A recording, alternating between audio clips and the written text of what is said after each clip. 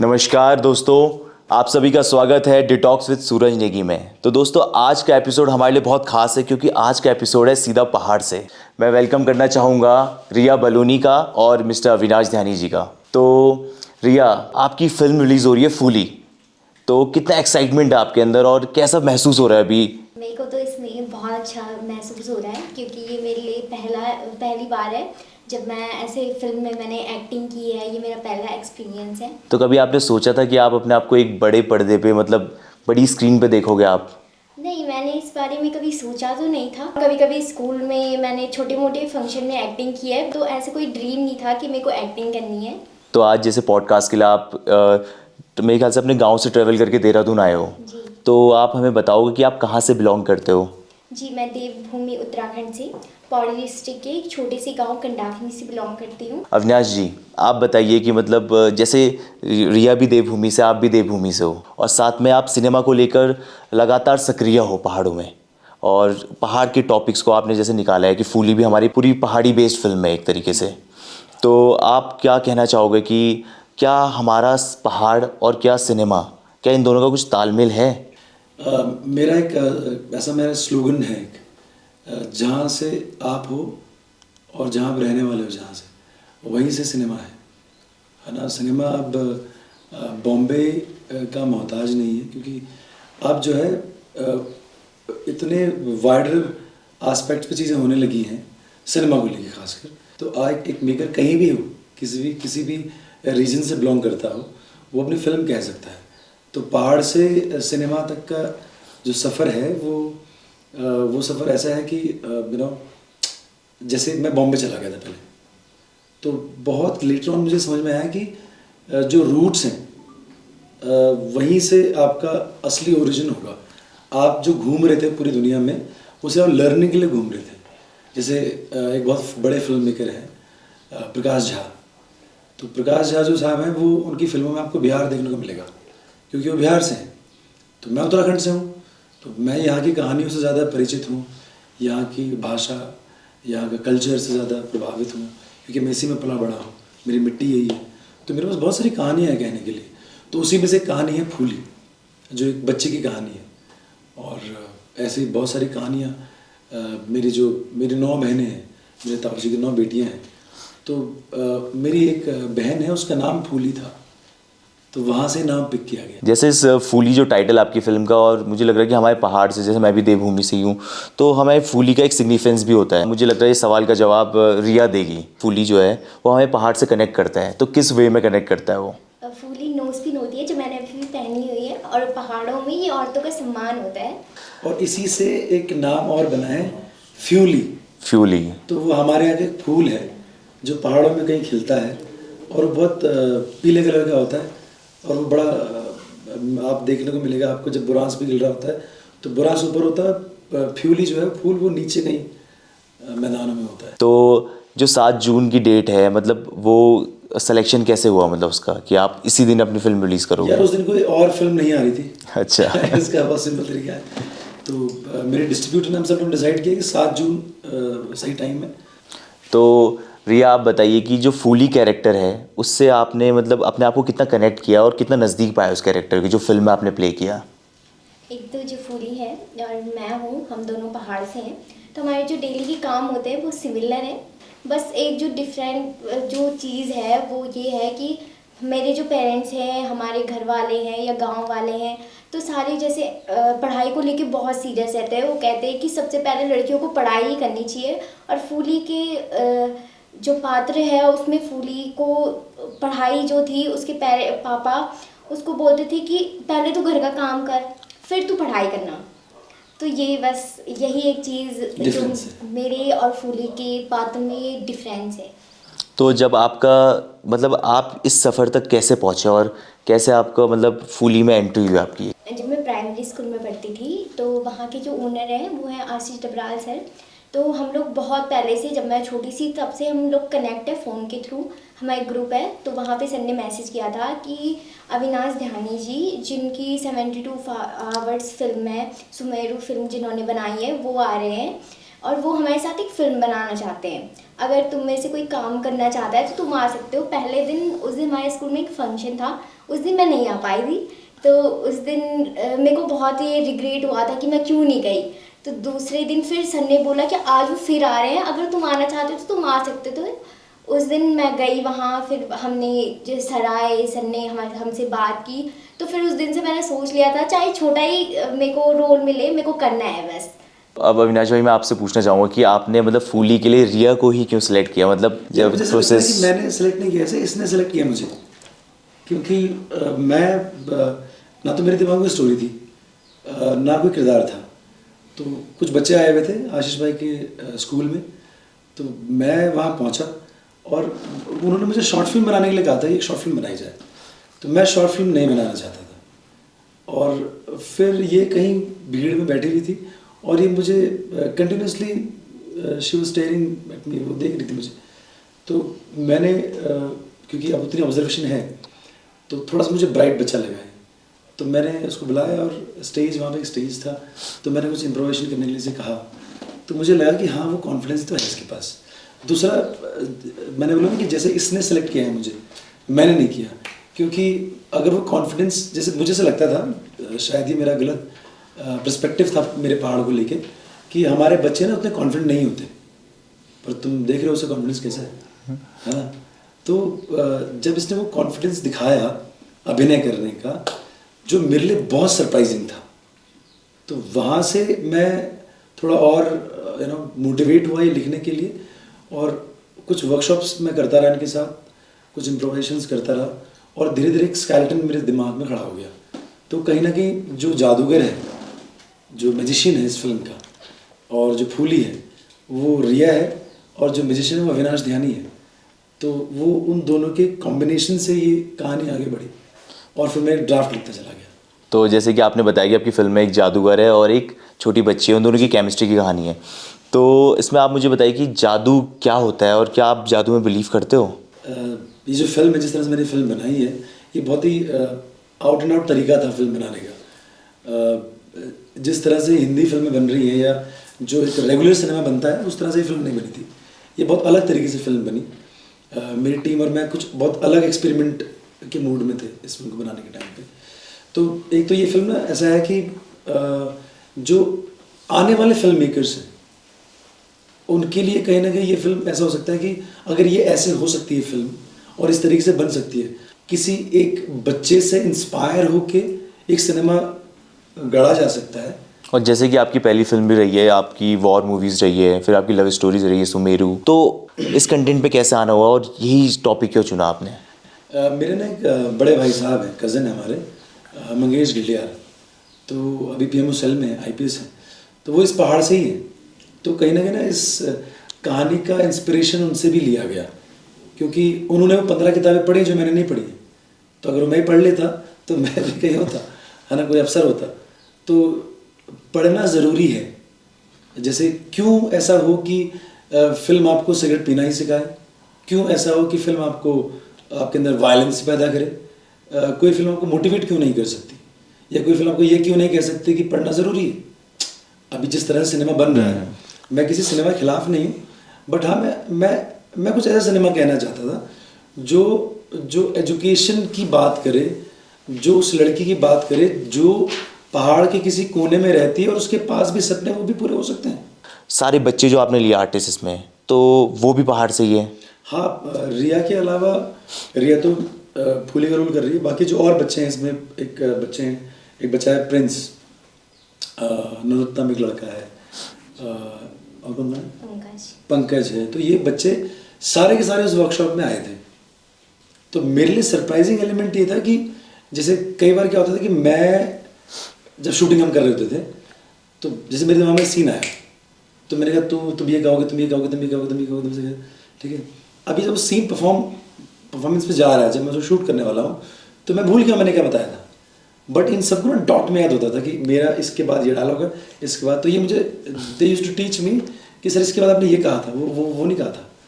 तो और ये सारे बच्चे जितने भी हैं, ये इतने ब्रिलियंट और इतने स्मार्ट हैं कि मतलब ये मेरे लिए बड़े गर्व की बात है कि जैसे हम आजकल जो एजुकेशन का जो दौर है ना, जिसमें कि बहुत बड़े स्कूल और फिर वहाँ का एक एक्स्ट्रा करिकुलम एक्टिविटी, तो इससे पहले मैंने एक फ़िल्म बनाई थी, शायद वो भी एक वजह थी इस फिल्म को बनाने की, जहाँ मुझे बहुत सारे पैसे मिले थे, जो एक बड़ा स्कूल था। तो क्योंकि वहाँ पे मुझे एज अ डायरेक्टर लिया गया था, क्योंकि उन बच्चों को सिनेमा एक एक्स्ट्रा करिकुलम में जोड़ने के लिए। तो मुझे लगा था, अभी आशीष डोभाल ने या विजय भटजी ने जब मुझे कहा कि इन बच्चों के साथ एक फिल्म बनानी, तो मुझे लगा था शायद इनका एक्सपोजर उतना बड़ा नहीं होगा, है ना, बट इनका एक्सपोजर वाकई बहुत बड़ा है, यू नो, बिकॉज वो पहाड़ में रहते हैं और यहाँ पे बहुत सीधी और सटीक चीज़ें समझाई जाती हैं, है ना, और नेचर आपको बहुत सपोर्ट करता है बहुत सारी चीज़ों को लेके। तो वो जिस तरह किरदार इसने किया, तो अब कास्टिंग अगर मैं बॉम्बे के किसी चाइल्ड आर्टिस्ट को पिक करूं, तो उसको 6 महीने मुझे समझाने में लग जाएगा कि मतलब ये लकड़ी कैसे उठाई जाती है, कैसे काटी जाती है, तो उसमें ये सब लोग प्रो हैं। तो ये जैसे इस फिल्म में कुछ ऐसे संवाद हैं कि वो जंगल में पड़ती भी है और जंगल में घास भी काटती है, तो कुछ उसी तरह का सेगमेंट, उसी तरह की जीवन शैली उसकी वैसी है। तो आप जीवन शैली के बारे में बात करते हैं आपकी, जैसे कि ये तो आपके लिए बिल्कुल अलग काम था कि फिल्म में काम करना, तो इसके साथ साथ मतलब आपकी क्या क्या हॉबीज़ है और कैसा आपका शेड्यूल रहता है? सिंगिंग, और मेरी छोटी सी जो हॉबी है वो है बुक्स पढ़ना। अब मेरे को है कि अब मैंने फूली का किरदार भी निभाया है, तो अब फूली जैसा बनना भी है। क्या बात है, बहुत बढ़िया। ये पहला एक्सपीरियंस था आपका शूटिंग का, तो इससे पहले कभी आपने शूटिंग देखी थी? नहीं, ऐसे मतलब सामने तो मैंने शूटिंग नहीं देखी, जैसे फ़ोन में कभी कभी यूट्यूब पे मैं कभी कभी देख देती थी, जैसे कोई व्लॉग डालता है ऐसी या चीज़ें। मेकिंग हो गई या BTS। तो आप मुझे बताइए कि कैसा माहौल था सेट पे और क्या क्या चीज़ें आपको सीखने को मिली, कैसे आपने ग्रो किया? जैसे पहला दिन तो जैसे कैमरा होता है, तो मेरा जो नेचर है, चाहे कैसी भी सिचुएशन हो तो मैं हंसती रहती हूँ। सीरियस भी कोई, जैसे कहीं भी सीरियस कोई सीन चल रहा है, तो मेरे को वहाँ पे सैड होना था, अब मैंने एंड मोमेंट आके हंस गई। तो सर मेरे को बोलते थे कि तू छोटी छोटी चीज़ें करती है ना, वो सारी कैमरे में जैसे कैप्चर हो जाती है। तो फिर 1 दिन हुआ, 2 दिन हुआ, 3 दिन हुआ, वो रोज़ रोज़ होने लगा। तो फिर उसके बाद मेरे को सर ने समझाया कि तू ना हमेशा जैसे हंसती ही रहती है। मेरी आदत है कि मैं लास्ट मोमेंट पे हंसी जाती हूँ। तो पहले तो मेरे को वो बड़ा चैलेंज हो गया कि अब हंसी रोज नहीं है बस। तो मैं अब उसके लिए मेरे को ना करेक्टर था, उसको फील करना पड़ा।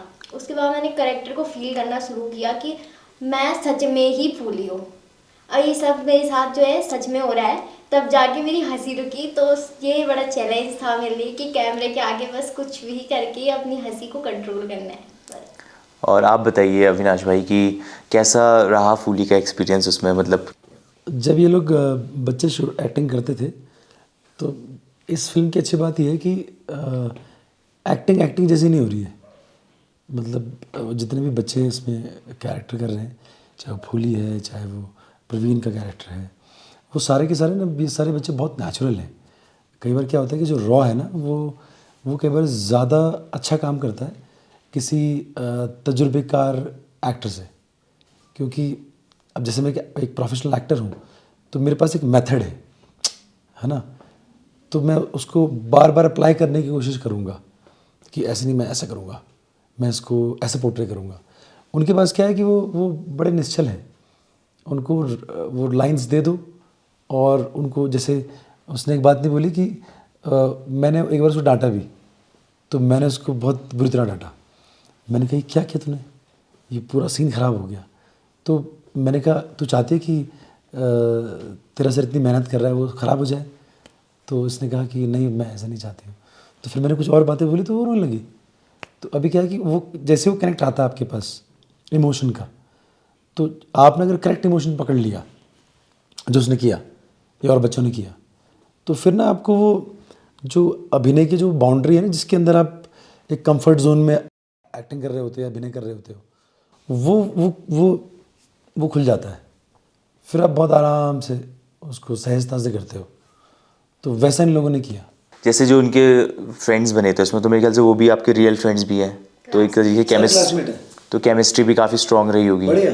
और वही चीज़ आपने मतलब कैमरे में उतारा होगा। हाँ, इनके साथ आपको अपने तरीके से काम नहीं करना था।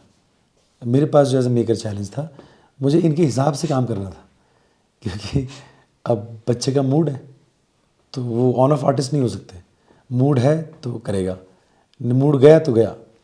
तो फिर मैं जब मूड में देखता था कि हाँ अभी मूड जाने वाला है, तो फिर शूटिंग नहीं करेंगे। तो इससे पहले आपने बच्चों के साथ काम किया है फिल्म्स में या? हाँ, मैंने एक फ़िल्म मैंने की थी, वेलम गर्ल्स की एक फ़िल्म थी। वो मेरा पहला एक्सपीरियंस था बच्चों के साथ काम करने का।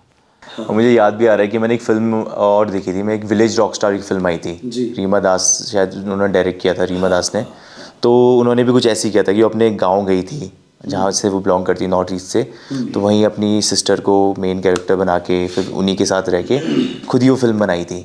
और मेरे ख्याल से ऑस्कर नॉमिनेट भी हुई थी वो फिल्म, रीमा दास। तो कहीं ना कहीं मुझे लगा कि वो पैशन और वो उसी बिलीव के साथ ये फिल्म भी बनी है।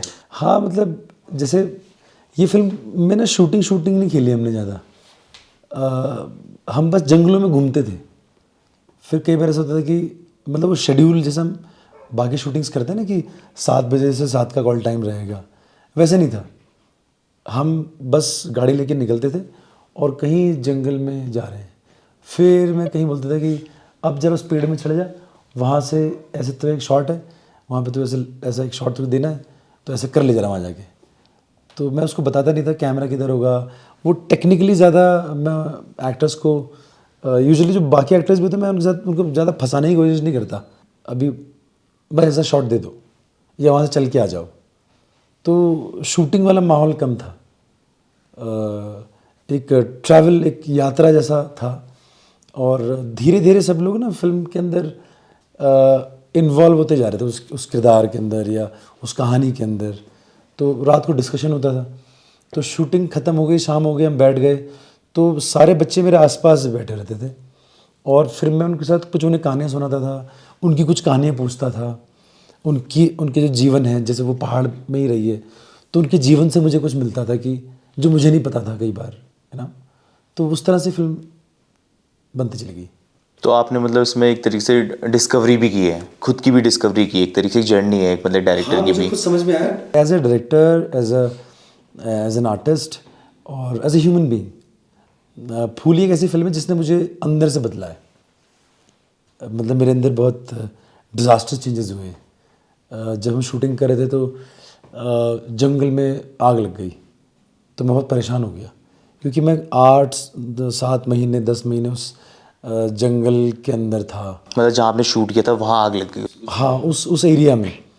तो अब मैंने वो गिलहरी भी देखी थी, कीट पतंगे ये सब देखे थे। तो जब जंगल जल रहे थे तो मुझे ऐसा लगा कि यार ये तो कई सारे घर बर्बाद हो रहे हैं।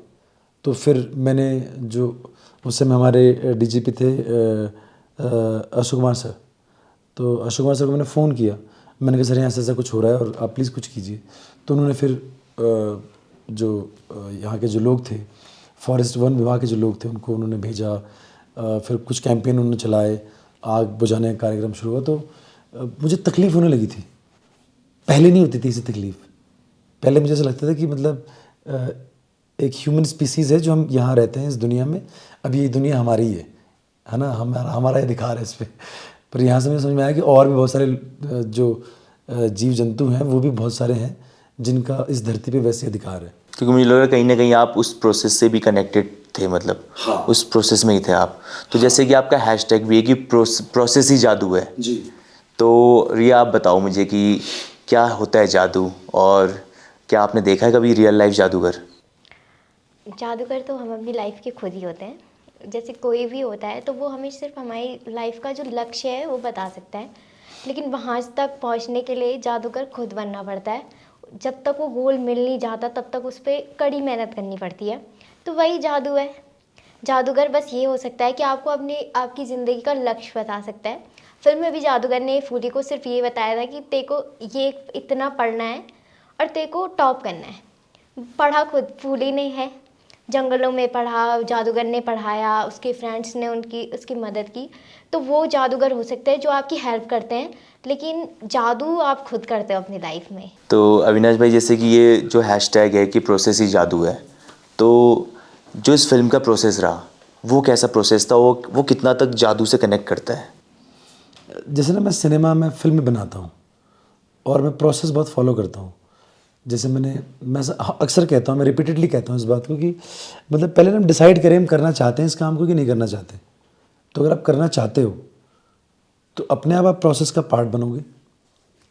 ये बिल्कुल इसकी आपकी जो कंडीशन है या आपके सर्कमस्टांसेस हैं, इससे कोई मैटर नहीं करता कि वो आपका जो लक्ष्य है, जो आप पाना चाहते हो या जो जहाँ होना चाहते हो, वो कहीं आपको डिस्टर्ब करेगा।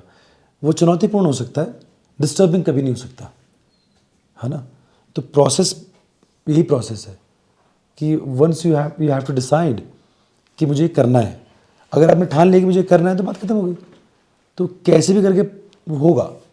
आपको दिल्ली जाना है, आपको बॉम्बे जाना है, तो पहले आपको डिसाइड यहाँ करना पड़ेगा अपने दिमाग में, तब आप वहाँ जा पाओगे। तब आप बस से जाओगे, आप पैदल जाओगे, आप किसी हवाई जहाज़ से जाओगे, इट डिपेंड्स। तो बस वो वही प्रोसेस है। आप उस पर ज़्यादा कोई ऐसी थ्योरी नहीं है।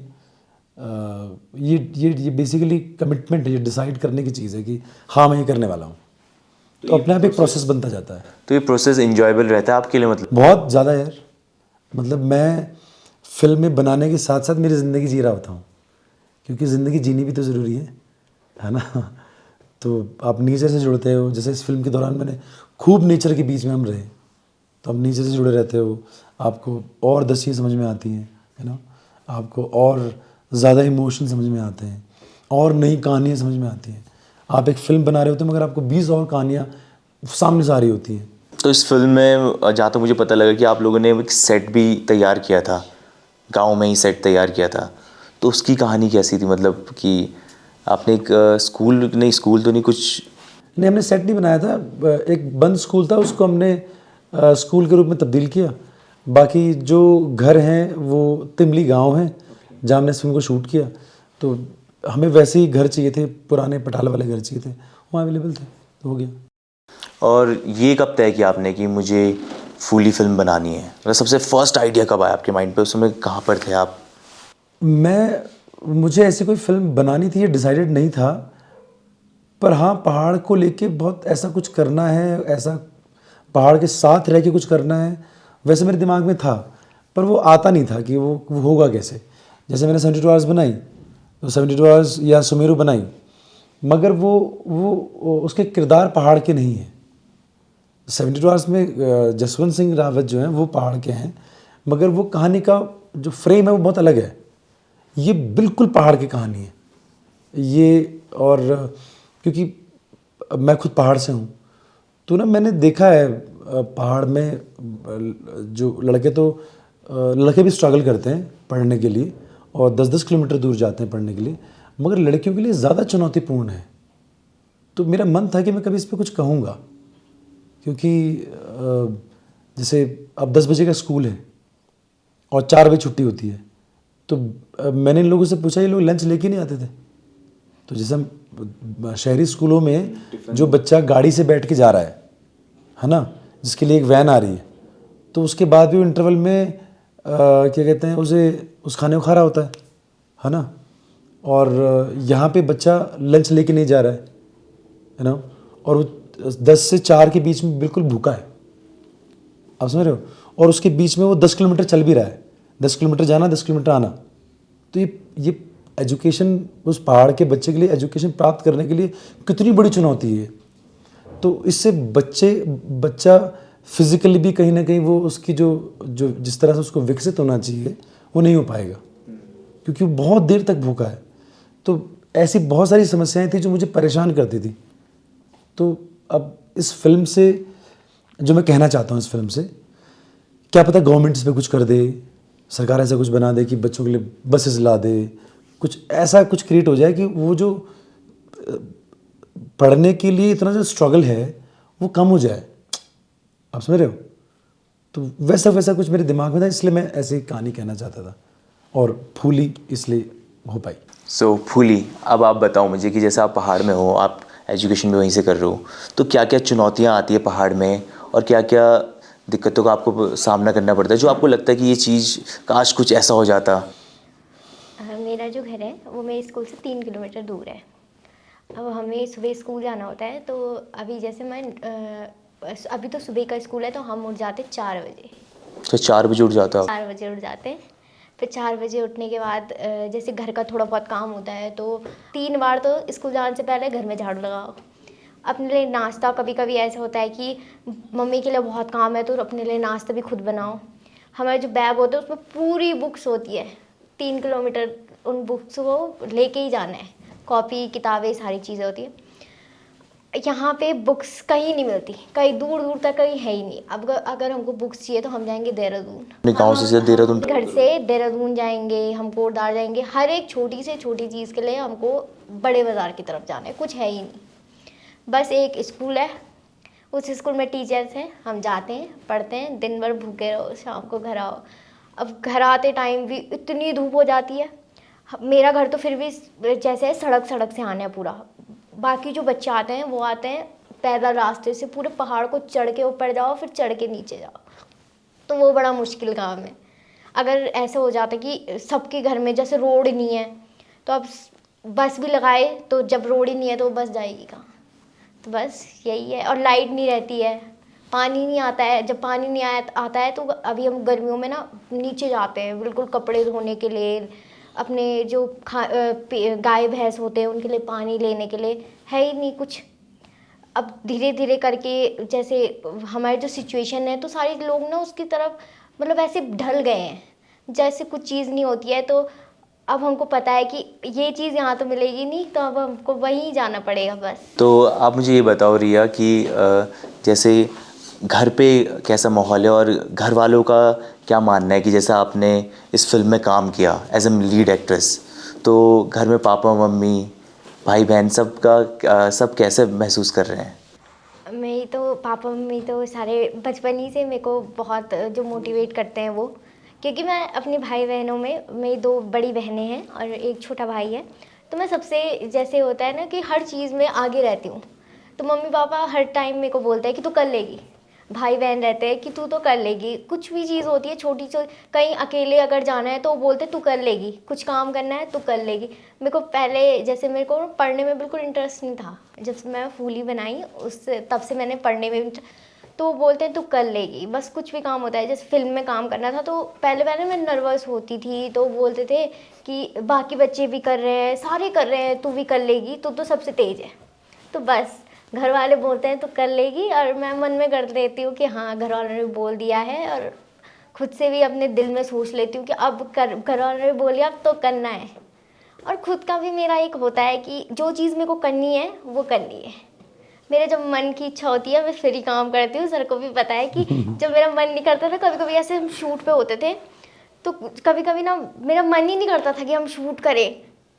जैसे दिन भर हमने गाड़ी में घूमते रहना, फिर एक अच्छी सी जगह ढूंढना, अब शूट करने का मन ही ना करे तो फिर चलो घर वापस बस। तो क्या होता था जब शूट करने का जब कभी ब्रेक लगता था शूट पे, तो आप कैसे उसको वो करते थे कि जैसे आपने बताया कि मैं तो चले जाते थे हम जंगल में, फिर लगा कि ये यहाँ पर शूट करना चाहिए, फिर पतीले और चिकन है, फिर बनाओ, भात दाल बनाओ, चिकन बनाओ, खाओ और घूमते रहो पहाड़। क्योंकि अब मन नहीं है, क्योंकि ये फोर्स से नहीं किया जा सकता है काम ना, क्योंकि आमतौर पर हम शेड्यूल देखते हैं, मतलब कि यार इतने से इतना शेड्यूल है शूटिंग्स में। तभी तो 8 महीने लग गए शूटिंग करते करते मुझे क्योंकि अब जिस तरह का ये पूरा एरिया है ना तिमली, और ये डबराल की पट्टी है बेसिकली, तो जैसे आप एकदम हर्षिल गए तो एकदम से आपको ब्लॉक मिल जाता है, वो है ना, वैली, हाँ वो वैली आ गई, वो मज़ा आ गया।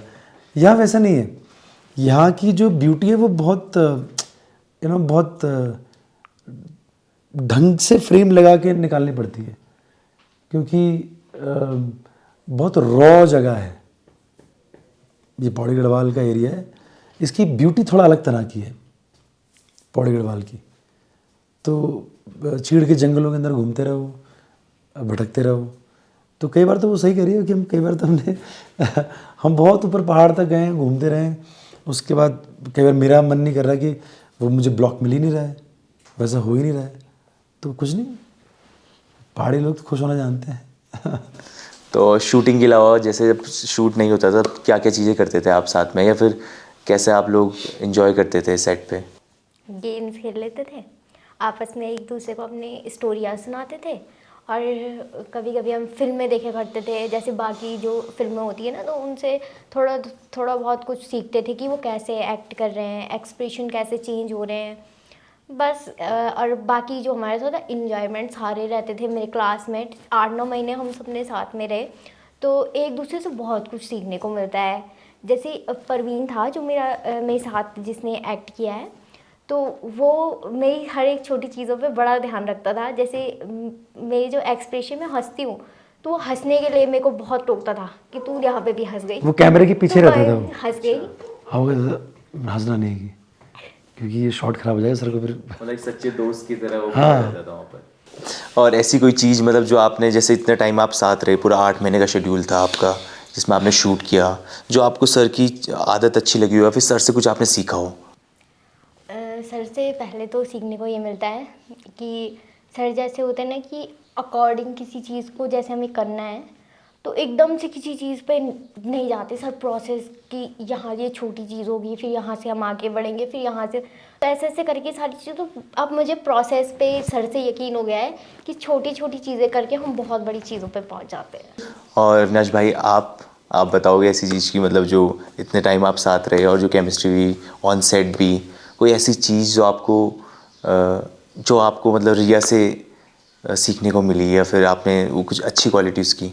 रिया से मुझे ना उसका, जैसे जिस उम्र में वो थी ना, जिसमें वैसे इसे एक्टमेंट करते हुए दिखता था, तो मैं सोचता था कि अगर मैं उस उम्र में होता जबकि मुझे कोरली एक्टर बनना था, तो वो जो कॉन्फिडेंस है उसके पास, उसने कभी कैमरा फेस नहीं किया था, उसने कभी ऐसे उसको डायलॉग नहीं मिले थे, उसने फिल्म में भी यहाँ ऐसा केबल फैसिलिटी भी नहीं है, हाँ इंटरनेट आ गया है भले, पर तो जो उसका कॉन्फिडेंस जो है, या जैसे उसके अंदर एक मेकर वाली क्वालिटी भी है, वो मेकर भी बन सकती है आगे जाके, तो उसकी अपनी समझ है स्क्रिप्ट को लेके, या वो उसको ये सब पता होता था कि ये अगर ये ऐसे कर रहे हैं सर, तो यहाँ से डॉट कैसे जुड़ेगा कहानी का, है ना। तो वो मैंने उससे बहुत सीखा। मैंने उससे एक्टिंग सीखी है कि कैसे आप बहुत सहजता से कुछ कह जाओ, एफर्टलेस, मतलब एफर्टलेस।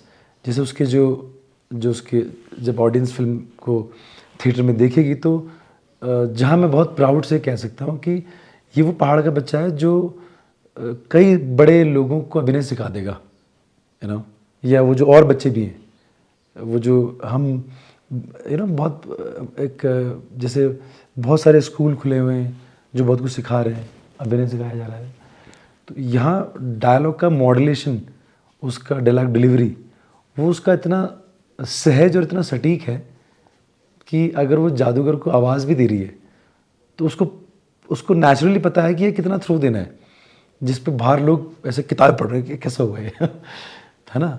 तो वो मैंने उससे सीखा। और फिल्म में जैसे कि सॉन्ग्स भी है आपके, तो वो म्यूज़िक वाला प्रोसेस कैसे आपने अडेप्ट किया इस फिल्म में? आप जब पहाड़ के बीच में रहते हो ना, तो एक नेचुरल साउंड है, एक नेचुरल म्यूज़िक है जिसके आसपास आप घिरे रहते हो, और वो कुछ कहानी से जब मिलता जुलता है तो अपने आप आपके अंदर संगीत पैदा होता है। और क्योंकि मैं अपने आप को बहुत म्यूज़िकल डायरेक्टर मानता हूँ कि मेरी अगर म्यूज़िक का कोई लूप मेरे पास नहीं है ना, तो मैं लिखने में मुझे बहुत परेशानी होती है। यहाँ क्योंकि मैं उस एनवायरनमेंट के अंदर ही हूँ, मैंने गाने भी यहीं बनाए, तो मेरी टीम यही थी, विनय जोशी या मेघा ध्यानी जो इसके लिरिसिस्ट हैं, तो मैं कुछ समझा रहा हूँ, कुछ बोल रहा हूँ, और कुछ बातचीत में कुछ कह रहा हूँ, वो उसको लिख दे रहे हैं और मैं उसको लयबद्ध कर दे रहा हूँ, तो जो मेरे और म्यूजिशियंस हैं वो उसको फिर कंपोज कर दे रहे हैं। तो वो बहुत एफर्टलेसली होता चला गया। मैंने कभी नहीं सोचा था कि मैं कोई म्यूज़िक डायरेक्टर बनूंगा। हाँ, मुझे म्यूज़िक बहुत पसंद है, मैं बहुत अलग अलग तरह का म्यूज़िक सुनता हूँ, बट वो इंटेंशनली बनेगा मेरे से म्यूज़िक, मैं म्यूज़िक बनाऊंगा, ऐसा नहीं था, वो बनता चला गया। ये इंडिया की फर्स्ट फिल्म हो सकती है जो आईफोन पे शूट हुई है और जो सिनेमाघर में रिलीज़ हो रही है proper as a commercial film. तो वो आइडिया कहाँ से आया आपको कि मैं इस बार लाइक आईफोन से शूट करता हूँ और थोड़ा सा एक्सपेरिमेंटल, मतलब एक तरह से चैलेंजिंग, जो आपने चैलेंज लिया? यार मुझे ना खाली बैठना पसंद नहीं है, मतलब मुझे ऐसा लगा ये जो कहानी है ना, इसको बहुत क्लीन विजुअल की ज़रूरत नहीं है। और तो मेरे पास एक आईफोन था, 13 मैक्स प्रो था वो, जिस पे फिल्म बनी है पूरी आईफोन पे। तो जिस तरह की कहानी थी वो जो पिक्सलाइट है, वो जो पिक्सल्स हैं, वो जो धुंधलापन है, जितना एक्सट्रीम कैप्चर आईफोन कर सक रहा है, पर उसके बाद भी वो उसमें एक फील है उसमें। तो मुझे एरी वेरी या कुछ ऐसे बड़े कैमराज नहीं चाहिए थे, क्योंकि ये कहानी उस बच्ची की है जो बिल्कुल, जिसकी बहुत ग्रास रूट की कहानी है।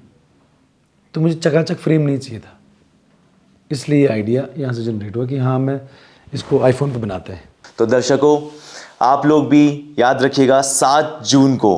मुझे ट्रेलर बहुत अच्छा लगा है, और जैसे कि ये फिल्म है, जिस पैशन के साथ ये फिल्म बनी है और हमारे पहाड़ का सिनेमा है, तो मैं चाहूँगा कि वर्ल्ड वाइड आप सब लोग इसे देखें। और बच्चों की फिल्म है, काफ़ी इंटरेस्टिंग और काफ़ी अमेजिंग फिल्म है, तो आप लोग अपनी फैमिली के साथ फिल्म देखने जा सकते हो। और फिल्म का जो हैशटैग है कि पढ़ना ज़रूरी है, वो बहुत इंटरेस्टिंग है, और मुझे लगता है कि वो हम सब की नीड भी है कहीं ना कहीं, और कहीं ना कहीं वो हमें लाइफ में एक बेहतर इंसान बनाने में बहुत हेल्प करता है। तो दोस्तों, देखिए 7 जून को अपने नज़दीकी सिनेमाघरों पे फूली।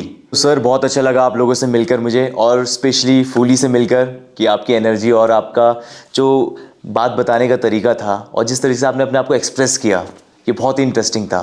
Thank you.